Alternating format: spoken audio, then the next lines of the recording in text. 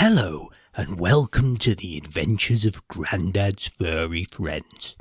My name is Grandad, and this is where you will find our new and original children's bedtime stories and educational videos.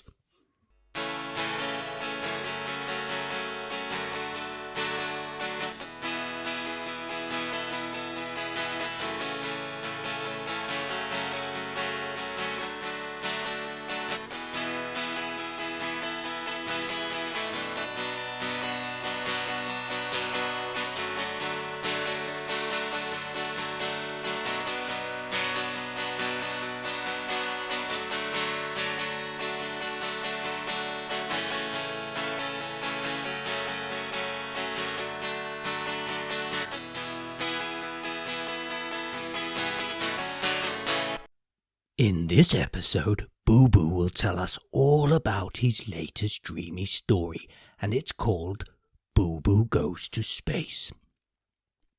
All our bedtime stories have a follow-up educational video which tests memory. So a little tip is, try to remember names, numbers, colours, and also the act of kindness that happens in the story.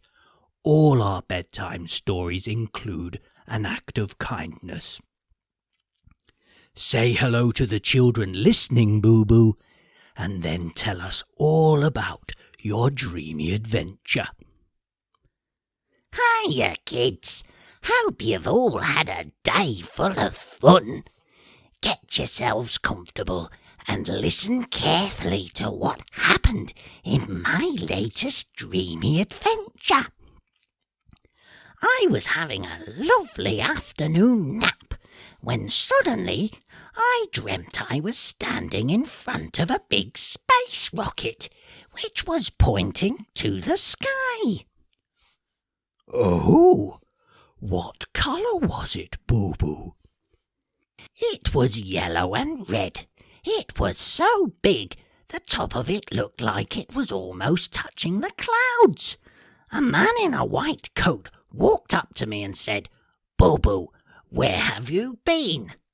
We've been looking for you everywhere. You need to get your spacesuit on and take your seat in the rocket. The other 2 astronauts are waiting for you. We launch in 10 minutes. I went inside an enormous building next to the space rocket, and they dressed me in a spacesuit. It fitted like a glove. I was ready to take on the universe. Show me the way to the driving seat of the rocket, I thought to myself. An elevator took me to the top of the space rocket. I walked inside and there were 2 astronauts strapped in their seats. They said, "Hello, Boo Boo. Get yourself strapped in your seat. We're about to take off." What were their names? Pedro the pilot and Navigator Nancy. The rocket engines fired up and the countdown began. 10, 9, 8, 7, 6, 5, 4, 3, 2, 1. We have liftoff! And blimey did we have liftoff! We were moving faster than I move when the furry treats come out of the cupboard. We blasted through the clouds and left them behind us. Just as we entered space, I looked out of the window and couldn't believe what I saw. What did you see, Boo Boo? I saw Bob hang gliding. His ears were all flapping about. He hadn't tucked them inside his safety helmet. Good old Bob.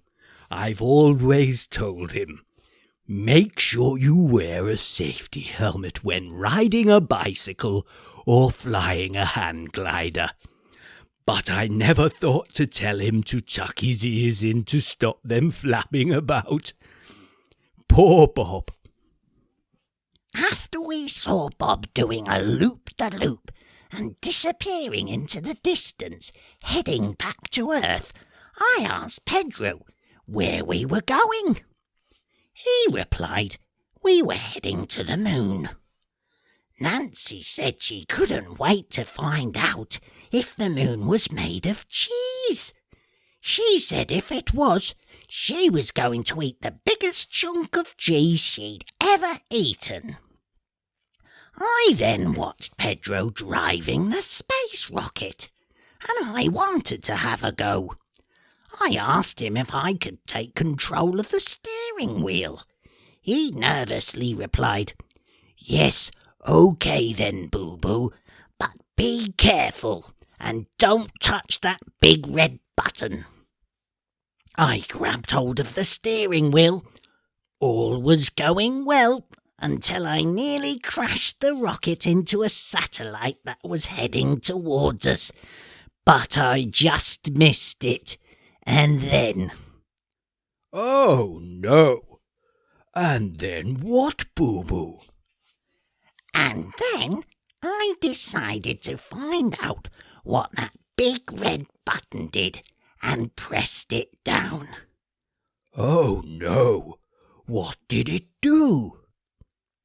It was the turbo boosters, and we shot off, heading into deep space very fast. Pedro was not happy, and he took back control of the steering wheel.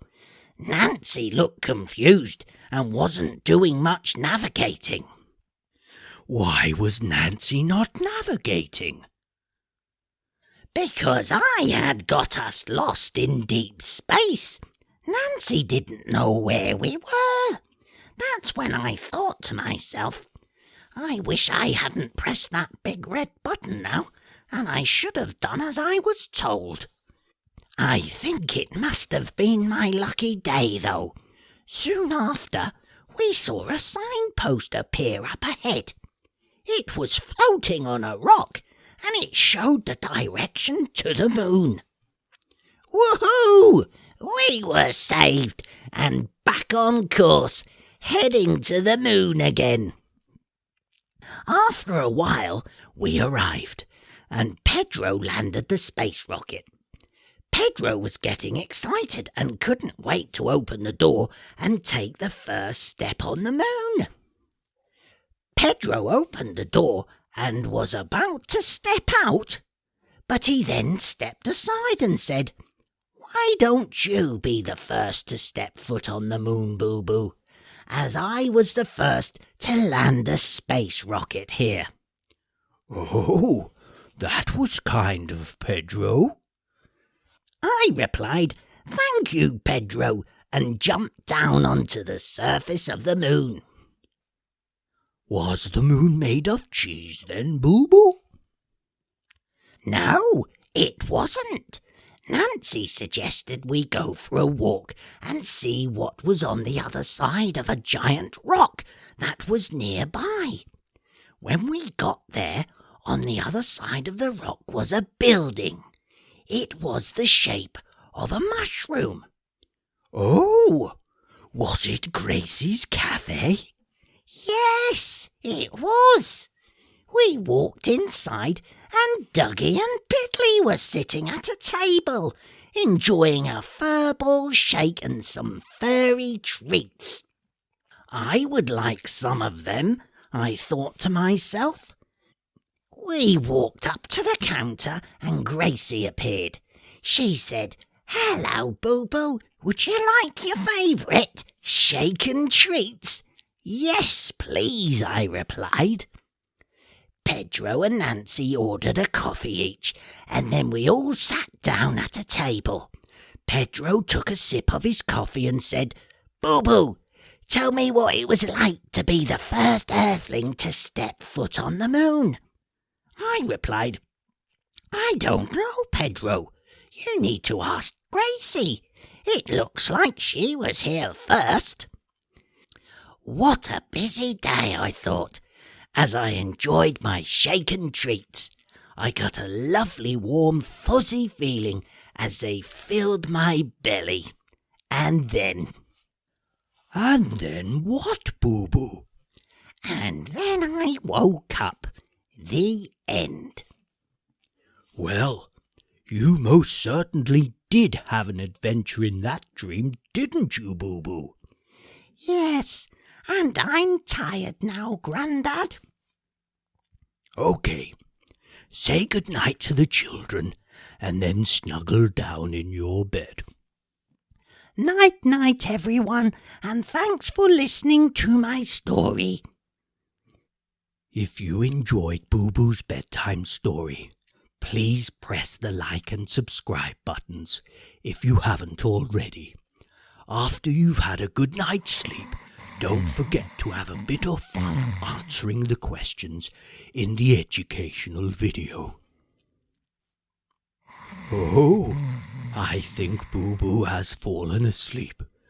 No doubt he's now having another dreamy adventure, which I'm sure he will tell us all about in his next story.